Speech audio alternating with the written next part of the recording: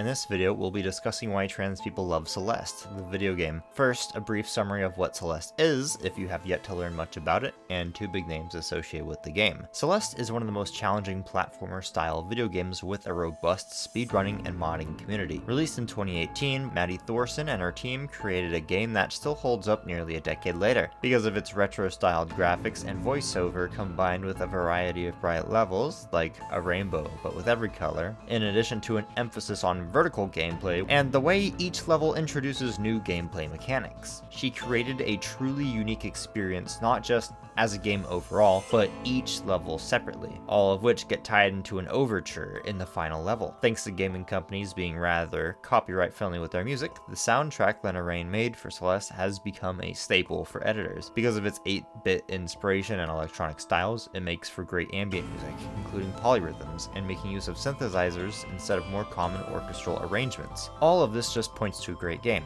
However, there's a certain communal aspect to it as well, since Miss Thorson and Raine are both trans. In a world where minorities are commonly denied employment and healthcare by virtue of not falling in line with cookie-cutter social and body expectations, warm-blooded individuals feel good about supporting a team of people who don't just care about everyone's human rights, but know the struggles you face. They go as far as to communicate this throughout the game. Madeline is the main character in Celeste. What begins as a self-imposed challenge to climb Celeste Mountain to prove to herself that she can follow through on her ambitions quickly turns into a story about confronting oneself, learning how to dispel dark thoughts, deal with setbacks, and respect. I will go over each of these in just a moment, and I'll have timestamps below for you as well. At the beginning of Celeste, Madeline feels compelled to reach the summit of Celeste Mountain, not because she plans to take a photo or is some sort of outdoor maniac, but just to see if she can. We see a couple instances of dialogue throughout the experience where she tells people she has to do this, particularly her reflection. Initially, this just comes across as the game telling the player what the objective is, but it quickly becomes much more than that. While the majority of the rooms are relatively easy and simple, every couple of rooms presents a challenge to break up the game flow. If video games were too easy and didn't actually pose a challenge, you might not feel inclined to play since there's no reward for completion. There's a specific kind of exhilaration of completing a difficult challenge, and this is crucial for building self-assurance. The gamer stereotype is a deeply insecure incel who needs high-ranking achievements to feel good about themselves. Confident people don't need an important title or even mastery over a particular subject. Self-assurance comes from the ability to understand your own strengths and limitations. Arrogance goes beyond this, having full faith that they can achieve anything, regardless of the obstacles. When Madeline speaks to her reflection, she tried to belittle her and convince her that this is a waste of time and energy. Madeline retorts that she'll never know if she doesn't try. Madeline is putting herself in a tough situation to stretch her limitations and develop confidence. The main benefit is, doing a thing does a pretty good job at teaching people about the thing. If somebody played the summit level as their introduction to the game, they would do poorly. However, if they made it through Forsaken City and then jumped the summit, they would have a much easier time. Obviously, nobody is going to jump straight to one of the most difficult levels without an understanding of the game's mechanics, but the game is incrementally challenge-based, whereas games like Halo or Doom have a consistent level of difficulty throughout every level. In kind to saying you might hear from a trail guide, focus on the next step and the next step, the developers don't really let you see an overarching map or how many rooms are left till the level is complete. By obscuring this knowledge, they better enable you to focus on the objective at hand. The real world doesn't have these safeguards to encourage players to keep trying, and only by completing the occasional difficult rooms, the player builds self-assurance in their abilities. As Madeline continues on and later reveals her doubts and insecurities, by then, you the player have developed the skill and confidence that you'll make it through and can witness the character's emotional distress from an outside perspective, understanding and relating to the experience portrayed on screen, but knowing you can have a direct impact and confidence to succeed in the situation. I understand it may be weird to hear about how a video game of all things can teach a player confidence, but this is a huge aspect to Madeline's character arc, and developers set up each level in a way to help you build that self-assurance in your abilities. The antagonist in the game, constantly trying to tear Madeline down from within, is her reflection. Most people fear their past holding them down, or personality trait, or insecure about their hair or teeth or skin. Madeline's reflection, brought to life by the mountain's magic, is a physical manifestation of all the mental baggage that she has dragging her down. It would be nice to imagine ripping out the parts of yourself that you don't like and beating them to the ground, However, Celeste takes a different route. Madeline spits the same vitriol that many individuals feel towards themselves at her reflection, believing she is the oppressor. Later, when Madeline finally confronts herself, she recognizes her own insecurities that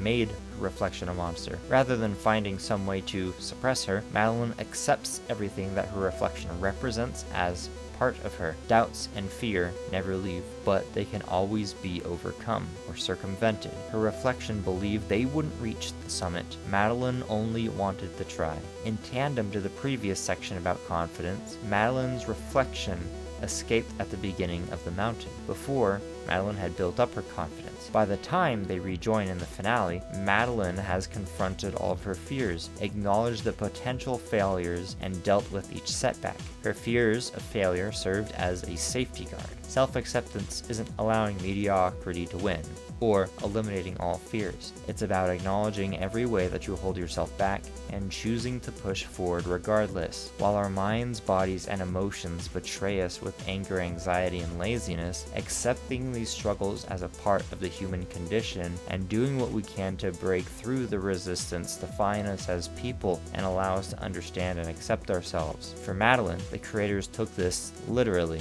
by having her body slam her reflection on repeat. Even with the awareness of our fears and insecurities, it's still difficult to move forward. In Celeste, it's communicated at the end of level 2 that Madeline has panic attacks and is aware of it. However, it still gets the better of her at the end of Golden Ridge, where Theo helps her with a form of box breathing represented with a floating feather. While having the self-assurance to know you can do what you set your mind to usually goes a long way in holding anxiety and depression at bay, it doesn't always help. While the game doesn't go deep beyond the breath mechanic to slow one's heart rate, which relaxes the body and mind, easing mental stressors, there are a number of ways to achieve a similar effect. Tea, especially green tea, contains elements like L-theanine that decrease activity in parts of the brain like the amygdala. The amygdala plays a huge role in emotional response. However, an overactive amygdala will go off constantly, creating unnecessary fear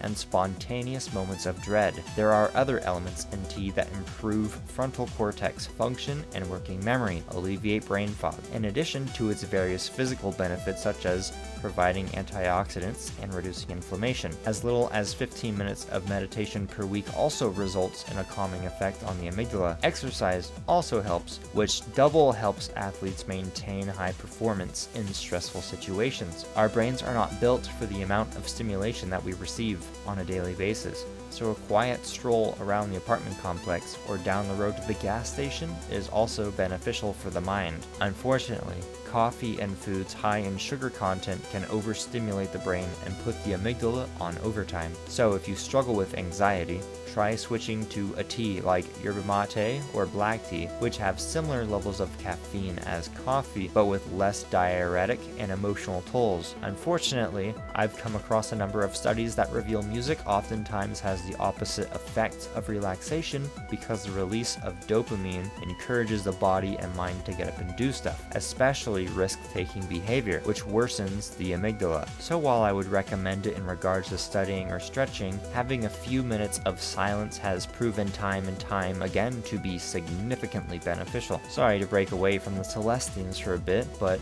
now we resume. One of Celeste's key moments in the narratives is when Madeline is knocked all the way to the base of the mountain. Not just that, but into the crystal caves beneath. A greater setback than just square one. Madeline is disheartened at the lack of progress. However, by this point, she has changed priorities. She's built up her confidence and is ready to confront her reflection. The story changes from the difficulties of climbing a mountain while battling self-doubt, and then swaps to learning how to appropriately integrate these flaws into a single functional human being and succeed despite them. Once Madeline understands these attributes she prior deemed baggage and flaws, they become a crucial part of who she is and her path in life. Madeline strives to make amends and forgives herself for the ways she treated and spoke to herself in the past. Following this communion with her reflection, the storyline has been achieved, and the two bond on their way up the mountain in a fun epilogue, combining the elements of every level into one large challenge. By this point, you, the player, probably wanted to see what was at the top of the summit, but this level was more about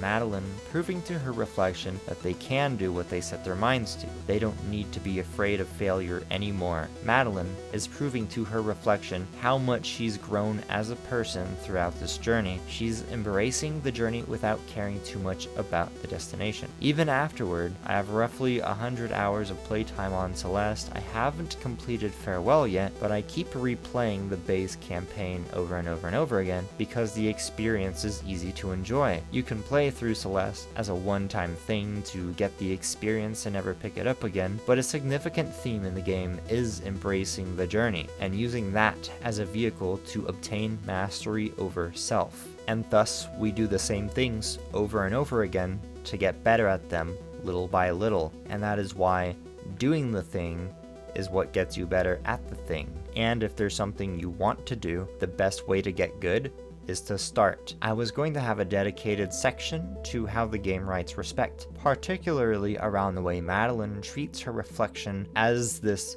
disposable entity, dragging her down, and only when Madeline learned to treat her with respect, she was able to move forward, because the middle ground between self-acceptance and hating herself is still self-hatred, as well as in Farewell, where they cover Granny's funeral. But I haven't finished Farewell, and the parts about Madeline have already been discussed in the prior section, so I feel I can plain-face state it to you. The quote about hating parts of yourself is still paramount to hating yourself, and you can't do that anymore. Other than that, please subscribe, let me know what other game characters you'd like me to talk about. Have a good day. Peace!